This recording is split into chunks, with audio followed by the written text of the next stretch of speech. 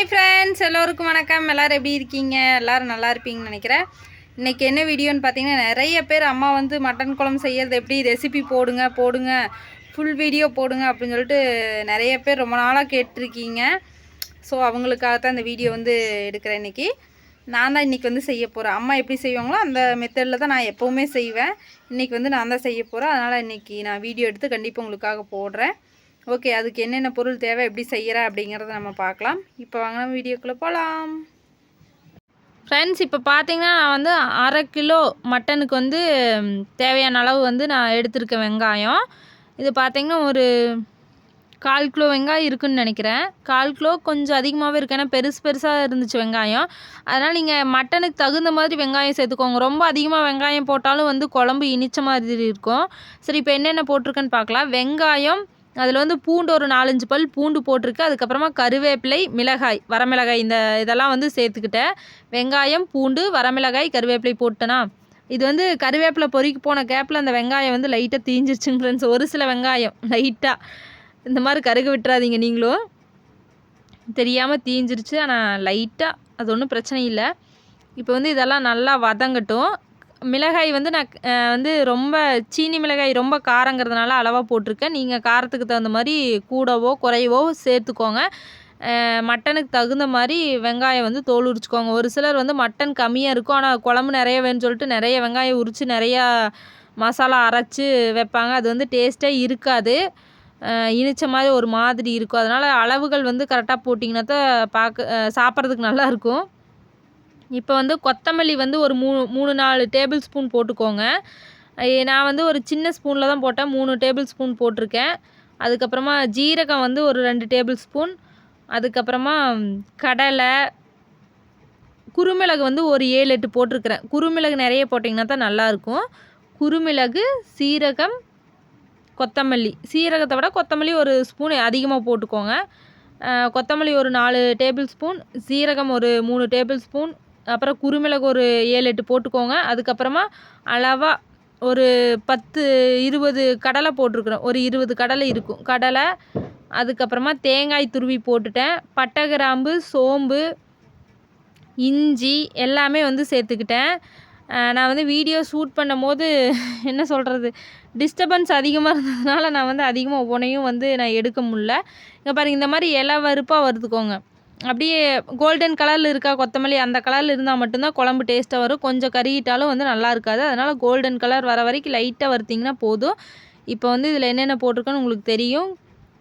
இப்போ வந்து நான் வந்து மட்டன் வந்து எடுத்து நல்லா, அதாவது எண்ணெய் ஊற்றி கடுகு போட்டு கருவேப்பிலை போட்டுட்டு மட்டன் நல்லா கழுவி இந்த மாதிரி குட்டி குட்டி பீஸாக போட்டிங்கன்னா தான் நல்லாயிருக்கும். குட்டி குட்டி பீஸாக வந்து கட் பண்ணி வச்சிட்டோம் ஏற்கனவே. அப்புறம் அதை சேர்த்துக்கிட்டு நல்லா எண்ணெயில் வந்து லைட்டாக நல்லா வதக்கிட்டு இப்போ வந்து லைட்டாக ஒரு 4 கல்லுப்பு மட்டும் 4 போட்டுட்டு அந்த அரைச்சி வச்ச மசாலா, அந்த வறுத்து வச்சுருந்தது வந்து அரைச்சி வச்சிட்டேன் இல்லையா, அந்த மசாலாவை வந்து லைட்டாக அந்த மசாலாலேருந்து கொஞ்சமாக, இங்கே பாருங்கள், இப்படி அரைச்சி வச்சுருக்கோம்ல, அதுலேருந்து லைட்டாக கரண்டியில் கொஞ்சமாக எடுத்து அந்த கறிக்குள்ளே போட்டு நல்லா வதக்கிட்டு இப்போ வந்து அது முழுகிற அளவுக்கு தண்ணி ஊற்றிக்கிட்டேன். வெறும் தண்ணி, அந்த மிளகு மட்டும் கொஞ்சமாக சேர்த்துட்டு அதை நல்லா பெரட்டி விட்டுட்டு முழுகிற அளவுக்கு தண்ணி ஊற்றிட்டேன். இப்போ வந்து மூடி வச்சு நம்ம வேக வைக்க போகிறோம். இப்போ பாருங்கள், வெந்ததுக்கப்புறமா பார்த்திங்கன்னா தண்ணி நல்லா கொஞ்சம் ட்ரை ஆகிடுச்சு. இந்த டைமில் வந்து நம்ம அரைச்சி வச்ச இன்னும் கொஞ்சம் தண்ணி ட்ரை ஆனோடனே நம்ம அரைச்சி வச்ச மிளகு வந்து ஊற்றிக்கலாம். இப்போவே வந்து பார்த்திங்கன்னா கறி வந்து 3/4வாசி நல்லா வெந்திருக்கும். இப்போ நம்ம மிளகா ஊற்றிட்டு ஒரு 1/4 மணி நேரம் வேக விட்டோம்னா நல்லா குக் ஆயிரும். மிளகும் வந்து வாசம் இல்லாமல், அதாவது பச்சை வாசம் இல்லாமல் நல்லா கமகமன்னு மணக்கும், நல்லாயிருக்கும் குழம்பு. இதில் வந்து நீங்கள் கொத்தமல்லி, சீரகம், குறுமிளகு, பூண்டு, இஞ்சி, கடலை, தேங்காய், அதுக்கப்புறம் பட்டை, கிராம்பு, சோம்பு. பட்டை வந்து ஒரு 4 சின்னதாக எடுத்திருக்கேன். கிராம்பு ஒரு 4, அப்புறம் சோம்பு ஒரு 1/2 டேபிள் ஸ்பூன் எடுத்துருக்கிறேன். வேறு எந்த மசாலுமே நான் இதில் போடலை, மஞ்சள் தூள் மட்டும்தான் போட்டிருக்கேன். பட்டை, கிராம்பு, சோம்பு, அதுக்கப்புறமா கசகசா, நம்ம இஞ்சி, இதெல்லாமே கொஞ்சம் கொஞ்சமாக நம்ம சேர்த்துக்கிட்டால் போதும். பட்டை வந்து ஒரு 4 தான் போட்டிருக்கேன். சோம்பு வந்து ஒரு ஸ்பூன் சின்ன ஸ்பூனில் போட்டிருப்பேன். கிராம்பு ஒரு 4-5, அது மட்டும் தான். கசகசா ஒரு கொஞ்சமாக எடுத்து போட்டிருப்பேன். ஒரு 1/4 டீஸ்பூன் கூட வராது, அந்த அளவுக்கு தான் போட்டிருப்பேன். அதுக்கப்புறம் இஞ்சி ஒரு துண்டு, அவ்வளோதான். இது போட்டிங்கனாவே போதும், நல்லா கம கமன்னு மணமாக இருக்கும் குழம்பு. இப்போ வந்து இதை மூடி வச்சுட்டேன். மூடி வச்சுட்டு தண்ணி வந்து அளவாக மிளகெல்லாம் மசாலா எல்லாமே ஊற்றி தண்ணி அளவாக சேர்த்துருந்தேன் இல்லையா, அது முழுகிற அளவுக்கு மட்டும் நம்ம ஊற்றணும். அப்போ தான் வந்து கிரேவி பதத்துக்கு வரும். தண்ணி அதிகமாக சேர்த்துட்டோம்னா தண்ணியாக போயிடும் அப்படின்னு சொல்லிட்டு நான் அளவாக ஊற்றியிருந்தேன். அந்த 1/2 கிலோ கறிக்கும் அந்த வெங்காயத்துக்கும் கரெக்டாக இருக்குது பாருங்கள். ஏன்னா நம்ம ரொம்ப மசாலா ஊற்றினோம்னா ஒரே மசாலா வாசமாக தான் இருக்கும். கறி குழம்பு சாப்பிட்ட ஃபீலிங்கே வராது. எனக்கு வந்து அப்படி தான், உங்களுக்கு எப்படின்னு தெரில. அதனால் தண்ணியும் வந்து அளவாக வைக்கணும். இப்போ பாருங்கள் நல்லா வெந்துருச்சு, கறி பூ மாதிரி வெந்துருந்துச்சு. அதுக்கப்புறமா லாஸ்ட்டாக நான் வந்து கொஞ்சமாக தேங்காய் துருவல் வந்து சேர்த்துக்கிட்டேன். அது வந்து நீங்கள் சேர்த்துக்கலாம், இல்லைனா விட்டுறலாம். நாங்கள் வந்து லைட்டாக எப்போவுமே போடுவோம், நல்லாயிருக்கும் அது. இப்போ வந்து கறி நல்லா வெந்து அந்த கிரேவி பதத்துக்கு வந்துச்சு. எப்படி சொல்கிறது, நல்லா அதாவது தயிர் பதம்னு சொல்லுவாங்களா, அந்த அளவுக்கு இருக்குது. இப்போ அந்த ஸ்டேஜில் வந்து நம்ம ஆஃப் பண்ணிட்டோம்னா தான் வந்து சாப்பிட்றதுக்கும் கரெக்டாக இருக்கும், சாப்பாட்டுக்கும் கரெக்டாக இருக்கும், பிசைஞ்சு சாப்பிட்றதுக்கு. கிரேவியும் இல்லாமல் குழம்பும் இல்லாமல் அது ஒரு பதத்தில் இருக்கும், தயிர் பதத்தில் இருக்கும். கிரேவினா இன்னும் நல்லா கெட்டியாக வைப்பாங்க ஒரு சிலர், அந்த மாதிரி இருந்தால் நல்லா இருக்காது. பாருங்க, இந்த அளவு தான் வந்து தேங்காய் துருவல் போட்டிருக்கேன். ஒரே ஒரு பிஞ்ச் அளவு போட்டிருக்கிறேன், அவ்வளோதான். அந்த அளவுக்கு போட்டிங்கன்னா கொஞ்சம் டேஸ்ட் கூட இருக்கும். நான் போட்டு சாப்பிட்டு பழக்கம், நீங்கள் வந்து பிடிச்சிருந்தா போடுங்க.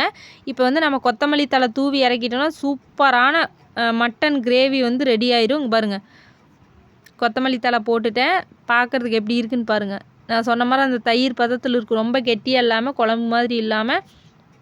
அந்த மசாலாவுக்கும் போட்டிருக்கிற கறிக்கும் கரெக்டாக இருக்கணும், ஈக்குவலாக இருந்தால் தான் நல்லாயிருக்கும். மசாலா இன்னும் குறைவாக இருந்தாலும் அது வந்து வறுவலாயிரும், இன்னும் அதிகமாக இருந்தால் அது தண்ணி குழம்பு மாதிரி டேஸ்ட் நல்லா இருக்காது. அதனால் இந்த மாதிரி ஒரு டைம் வந்து ட்ரை பண்ணி பாருங்கள். பார்த்துட்டு எப்படி இருக்குன்னு மறக்காமல் கமெண்டில் சொல்லுங்கள் ஃப்ரெண்ட்ஸ். புரியலைன்னா என்கிட்ட கமெண்டில் கேளுங்க, நான் ரிப்ளை பண்ணுறேன். Okay, bye friends. இப்படி தான் வந்து நாங்கள் எப்போவுமே வந்து மட்டன் குழம்பு வைப்போம், ரொம்ப டேஸ்ட்டாக இருக்கும். எங்கள் ஃபேமிலியில் எல்லோருக்குமே ரொம்ப பிடிக்கும். ரிலேட்டிவ் வீட்டுக்கு யாராவது வீட்டுக்கு போனாலுமே வந்து இந்த மெத்தடில் தான் நான் செஞ்சு கொடுப்பேன், நல்லாயிருக்குன்னு சொல்லியிருக்காங்க. நீங்களும் அதேமாதிரி ட்ரை பண்ணி பாருங்கள். இன்றைக்கி வந்து வெங்காயம் மட்டும் லைட்டாக கருகிடுச்சு, இருந்தாலும் அது டேஸ்ட்டெல்லாம் மாறல, டேஸ்ட்டெல்லாம் மாறவே இல்லைங்க. அது எப்படின்னு பார்த்தீங்கன்னா, அந்த கொத்தமல்லி சீரகம் இதெல்லாம் வந்து கருக விடாமல் இருந்தாவே சூப்பராக இருக்கும். எப்போவுமே வெங்காயமும் அந்த மாதிரி ஆகாது, கருவேப்பிலை போஸ்டர் போனதுனால அந்த கேப்பில் அப்படி ஆயிடுச்சு. மற்றபடி குழம்பெல்லாம் வந்து சூப்பராக வேறு லெவலில் வந்துருக்குது. டேஸ்ட்டும் கரெக்டாக இருக்குது, உப்பு வந்து கரெக்டாக இருக்குது, நல்லா இருக்குது இன்றைக்கி. இந்த மாதிரி நீங்களும் ட்ரை பண்ணி பார்த்துட்டு எப்படி இருக்குன்னு சொல்லி மறக்காமல் கமெண்டில் சொல்லுங்கள். கேட்டவங்களுக்காக தான் இந்த வீடியோ, மெயினாக ஃபுல்லாக பாருங்கள். பார்த்துட்டு அதே மாதிரி செஞ்சு பார்த்துட்டு எப்படி இருக்குன்னு சொல்லுங்கள். இன்னொன்று என்னென்னு பார்த்தீங்கன்னா, இந்த மாதிரி யாராவது செய்கிறவங்க இருந்தீங்கன்னா கமெண்டில் சொல்லுங்கள். நாங்களும் இந்த மெத்தடில் செய்வோம் அப்படிங்கிற மாதிரி இருந்தாலும் கமெண்டில் சொல்லுங்கள். இன்னும் வேறு ஏதாவது மாதிரி செஞ்சால் இன்னும் டிஃப்ரெண்ட்டாக டேஸ்ட் வரும் அப்படிங்கிற மாதிரி இருந்தாலும் எனக்கு சொல்லுங்கள் ஃப்ரெண்ட்ஸ். ஓகே, இந்த வீடியோ உங்களுக்கு ரொம்ப பிடிச்சிருக்குன்னு நினைக்கிறேன். பிடிச்சிருந்தா மறக்காமல் சப்போர்ட் பண்ணுங்கள். அடுத்த ஒரு வீடியோவில் பார்க்கலாம். ஏதாவது டவுட் இதில் இருந்துச்சுன்னா நீங்கள் கமெண்டில் சொல்லுங்கள், நான் அதுக்கு ரிப்ளை பண்ணுறேன். ஓகேங்களா? ஓகே, அடுத்த வீடியோவில் பார்க்கலாம். Bye friends.